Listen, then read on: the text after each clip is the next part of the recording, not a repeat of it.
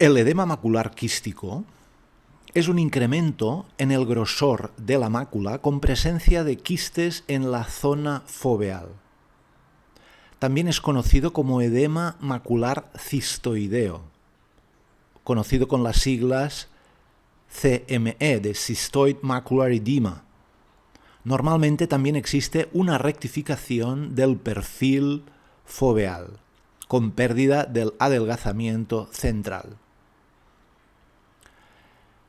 La OCT, tomografía de coherencia óptica, especialmente la de dominio espectral, la SDOCT, ha permitido estudiar los distintos campos del área de los 6 milímetros centrales, centrados en la fóvea, para determinar la presencia o no de edema macular.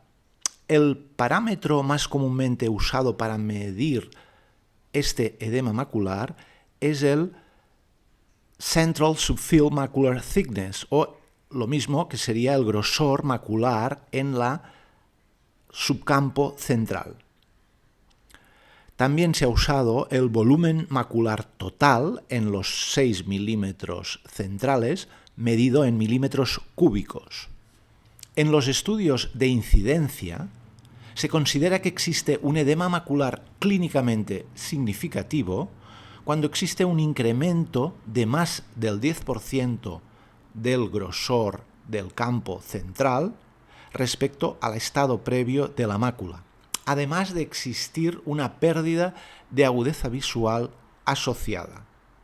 Otros autores, sin embargo, consideran que el edema macular es clínicamente significativo cuando hay un incremento de más del 30% respecto al grosor macular previo. El síndrome de Irving-Gass es un edema macular quístico que acontece después de una cirugía intraocular, normalmente una cirugía de catarata, que es la cirugía más comúnmente realizada a nivel mundial, a nivel ocular. Fue descrita en el año 1953 por el Dr. Irving, pero caracterizada en 1966 por los doctores Gass y Norton. La caracterizaron mediante la angiografía fluoresceínica con la presencia de una fuga y acúmulo de contraste tanto en el área macular como en la zona peripapilar.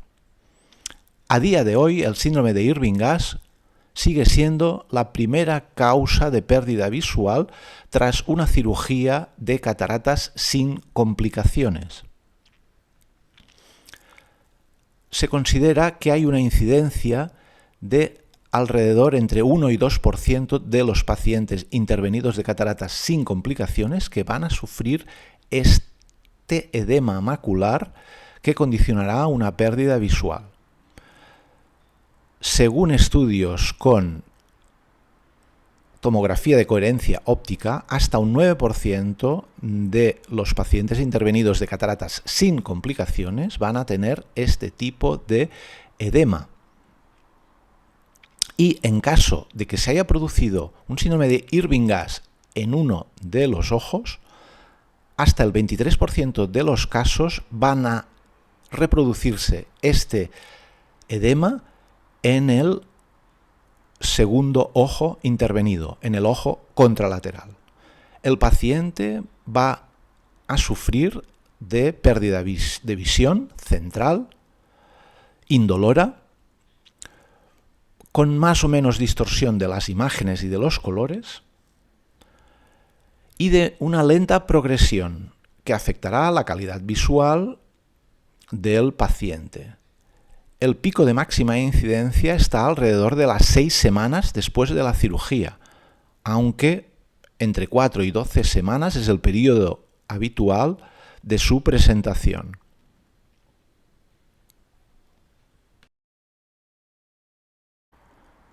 Tanto en el síndrome de Irving-Gass como en cualquier otra causa de edema macular quístico, se produce un acúmulo de líquido en el tejido retiniano macular, llegándose a formar espacios quísticos en el mismo.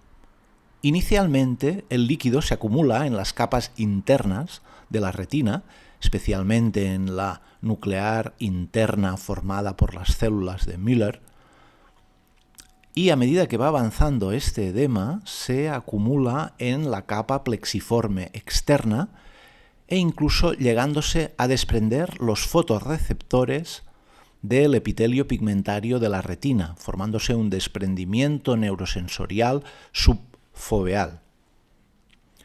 Todo este proceso es debido a la rotura de la barrera hematorretiniana, que a su vez se ha producido por el acúmulo de factores inflamatorios en esta zona. ¿Cómo es posible que una cirugía del segmento anterior, como una cirugía de cataratas, llegue a provocar este trastorno inflamatorio en el área macular?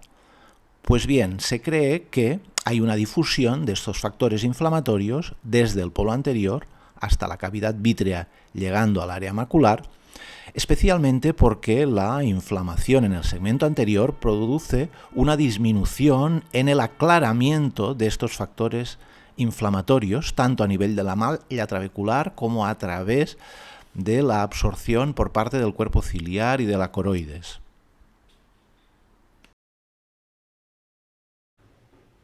Muchas son las causas del edema macular cistoideo. Aquí enumeramos la mayoría de sus causas. En primer lugar, patología vascular de la retina como la retinopatía diabética, las oclusiones venosas, degeneraciones maculares asociadas a la edad y otro tipo de vasculopatías son causa de edema macular cistoideo. Uveitis, especialmente las intermedias y posteriores, son causa de edema macular. También la patología de la interfase vitreomacular, especialmente las membranas epirretinianas. La radioterapia de cabeza y cuello puede provocar edema macular. También algunos tumores intraoculares. También algunas distrofias retinianas, como la retinosis pigmentaria. Puede ser secundario el edema macular a la toxicidad de determinados fármacos, como por ejemplo la vitamina B3, también conocida como la niacina o el ácido nicotínico. También algunos antidiabéticos orales, como la risiglitazona o pioglitazona, son responsables de edema macular.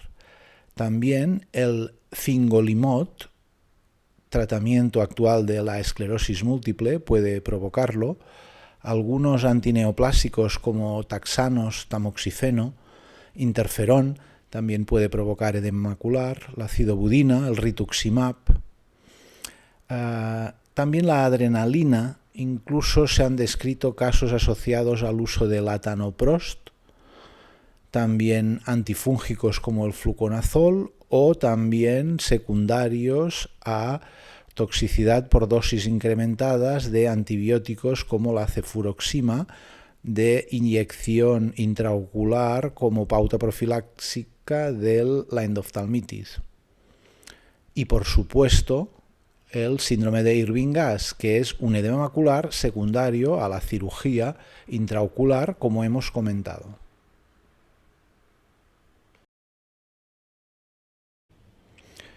El diagnóstico del edema macular cistoideo y o síndrome de Irving-Gass se basa en tres pilares: el pilar clínico, el pilar angiografía fluoresceínica y el pilar OCT. Normalmente con un diagnóstico clínico de sospecha y una confirmación por OCT, hoy en día no es necesario realizar la angiografía fluoresceínica. De todas formas, vamos a hablar de los tres pilares diagnósticos. En relación a la sospecha clínica, se realiza cuando hay una pérdida de agudeza visual asociada a una patología que provoca o puede provocar este edema macular, por ejemplo, una cirugía intraocular. Normalmente el paciente no tiene dolor, aunque puede haber una cierta inflamación, fotofobia, enrojecimiento. Y normalmente en la exploración del fondo de ojo, podemos ver una pérdida de la depresión foveal, una difuminación del punto más oscuro que normalmente representa la fobia del paciente. A nivel de angiografía fluoresceínica, en la fase inicial podemos ver una cierta dilatación de los capilares perifoveales y una fuga de contraste a través de los mismos. En la fase tardía es muy típico un patrón petaloideo y también una fuga a nivel de la papila óptica. A nivel de el OCT, o tomografía de coherencia óptica, lo que vemos es una pérdida del perfil foveal, engrosamiento de la fóvea y la presencia de quistes en las capas internas de la retina que pueden transmitirse a las capas externas, incluso provocando un desprendimiento neurosensorial de los fotorreceptores respecto al epitelio pigmentario de la retina. El síndrome de Irving-Gass se presenta con una incidencia variable en función de si el paciente presenta determinados factores de riesgo. Así, en el estudio de Chu y colaboradores, con una población de pacientes muy elevada, determinó que en unos pacientes sin factores de riesgo presentaban una incidencia de síndrome de Irving-Gass de 1,17%. Sin embargo, ante cualquier forma de retinopatía diabética, esta incidencia se multiplicaba casi por 10, ¿no? Especialmente en la retinopatía diabética proliferativa y también en la no proliferativa severa.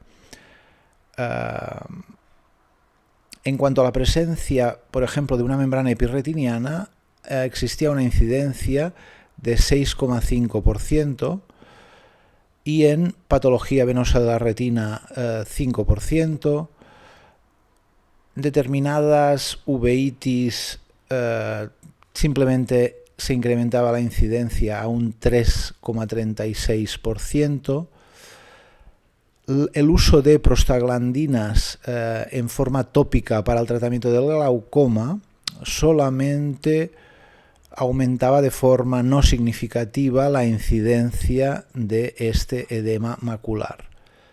Tampoco aumentaba la incidencia la presencia de alta miopía o de degeneración macular de tipo seca. Sí que incrementaba la incidencia de Irving-Gass la presencia de una complicación intraoperatoria como una rotura de la cápsula posterior, una pérdida de humor vítreo que suponía una incidencia de Irving-Gass del 3,05%.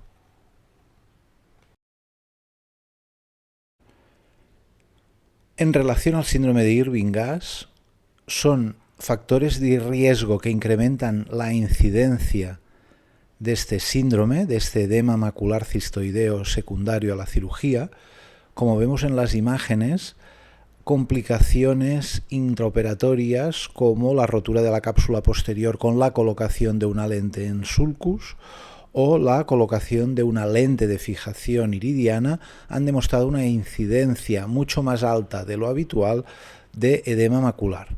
También la presencia de cualquier forma de retinopatía diabética, la presencia de hipertensión arterial, alteración en la alimentación, tabaquismo, alcoholismo, sobrepeso, también aumentan su incidencia. Es importante diferenciar el síndrome de Irving-Gass del edema macular diabético, puesto que, como hemos visto, los pacientes diabéticos tienen una mayor incidencia del síndrome de Irving-Gass tras una cirugía intraocular. Pero el edema macular puede ser simplemente una complicación de la propia retinopatía diabética, porque las hiperglicemias crónicas provocan una rotura de la barrera hematorretiniana y es una de las causas más frecuentes de pérdida visual en pacientes con retinopatía diabética. Por tanto, debemos de hacer el diagnóstico diferencial debido a que clínicamente son muy superponibles el cuadro clínico, pueden solaparse tanto el edema macular secundario a la cirugía con el edema macular diabético de la propia retinopatía del paciente, y es importante su diagnóstico diferencial de cara al pronóstico, que es mucho mejor si se trata de un síndrome de Irving-Gass que si se trata de un edema macular diabético, y también en cuanto al plan terapéutico que debemos seguir. Debemos seguir una actitud terapéutica mucho más agresiva en caso de que se trate de un edema macular diabético, puesto que es mucho más resistente y mucho más difícil de tratar, y el pronóstico visual a largo plazo es mucho peor en el edema macular diabético respecto en el síndrome de Irving-Gass.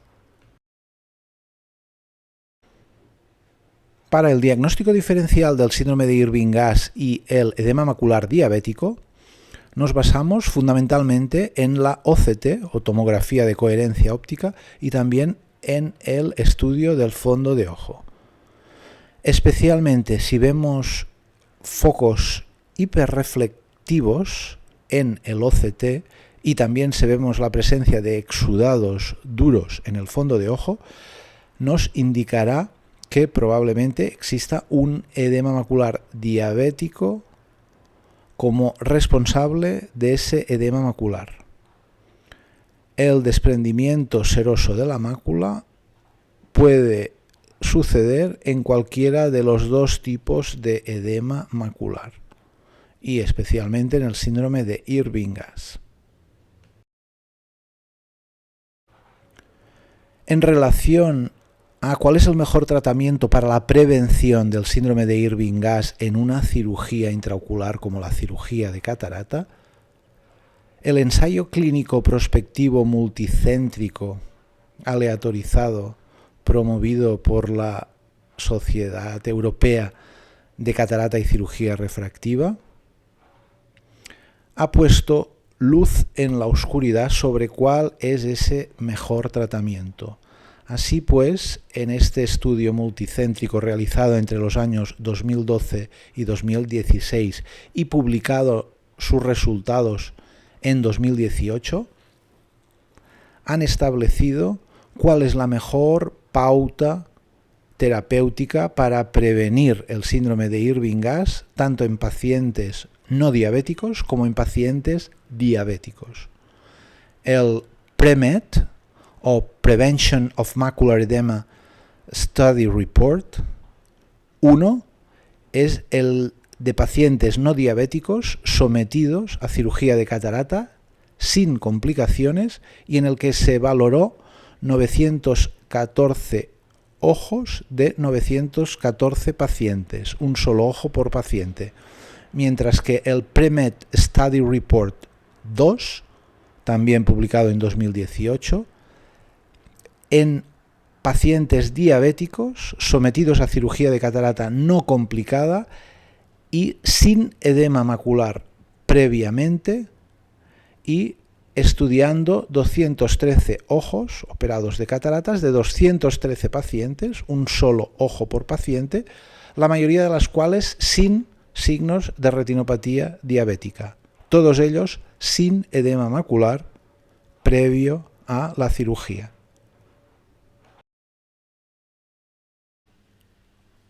En el ensayo clínico PREMET 1 de pacientes no diabéticos se aleatorizaron los 914 pacientes en 3 brazos terapéuticos.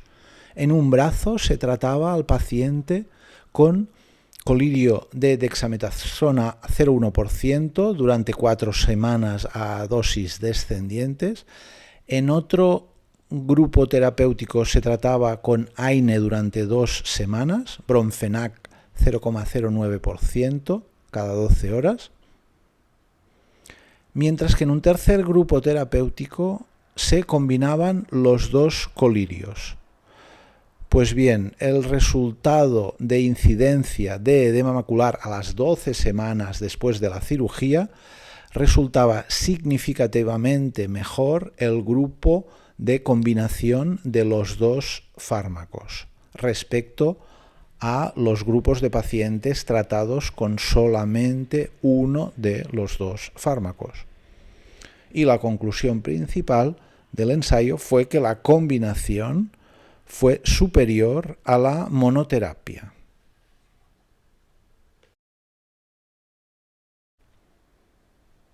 En cuanto a los resultados del ensayo PREMED-2 en pacientes diabéticos sin edema macular previo, se aleatorizaron los 214 pacientes en 4 grupos terapéuticos. Uno de ellos solamente recibía tratamiento tópico combinado de dexametasona y AINE tópico.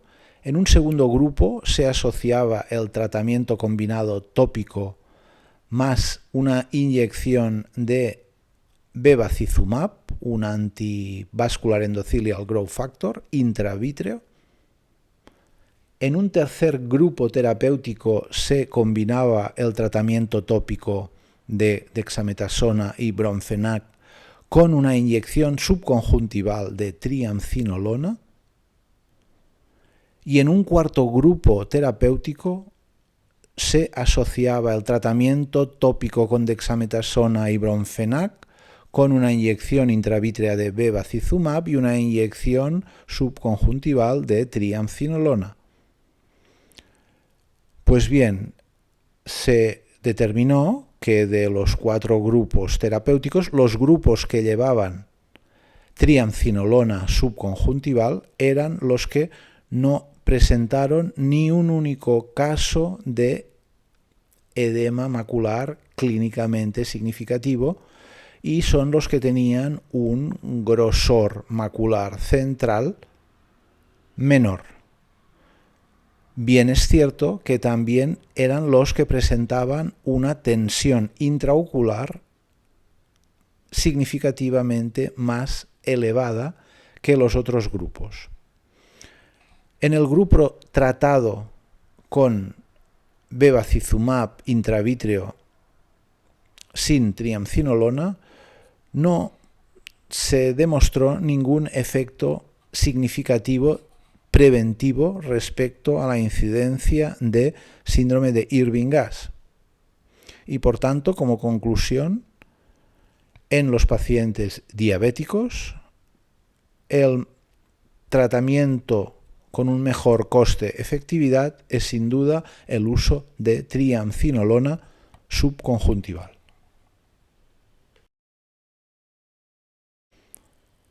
Una vez establecido el diagnóstico de edema macular cistoideo clínicamente significativo, debemos de tratar este cuadro clínico. En caso de que se trate de un síndrome de Irving-Gass, se produce en la mayoría de los casos una resolución espontánea. Es un cuadro autolimitado, aunque la presencia de AINE tópico siempre debe ser mandatorio.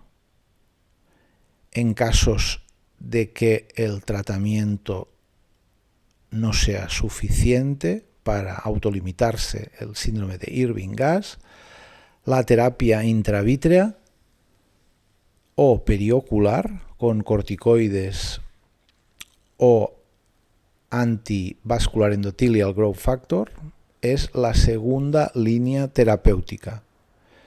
Y en casos resistentes a este tratamiento se han venido usando un láser micropulsado subumbral que también ha demostrado buenos resultados. A pesar de estas líneas terapéuticas, existe un 8,4% de estos edemas maculares clínicamente significativos que duran más de 6 meses, lo que se considera que hay una cronificación de este edema macular.